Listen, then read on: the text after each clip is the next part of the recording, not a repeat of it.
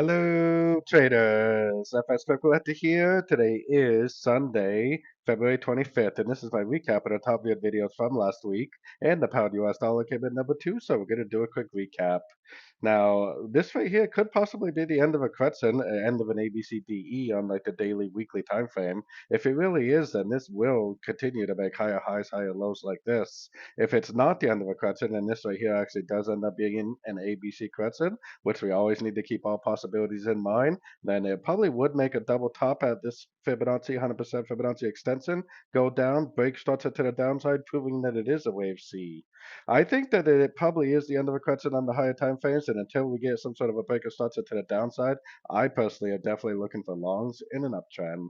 So taking it right down to the 1 hour time frame. 1 hour time frame is where I got my Fibonacci retracement here. What I'm doing is I'm looking for one, two, three waves down. I'm looking for a nice Fibonacci retracement bounce, nice big engulfing move to the upside at a Fibonacci level after making three waves down. If I see that, then I definitely will continue to look for longs at the end of these pullbacks for the continuation of the uptrend. Unless we have a nice break of structure to the downside, like I was explaining on the 4 hour time frame, I for sure am going to be looking for longs at the end of every single pullback that I see on these sort of time frames. So don't forget to join my free Discord channel. The link for that is on the screen and in the description. Thanks and happy trading.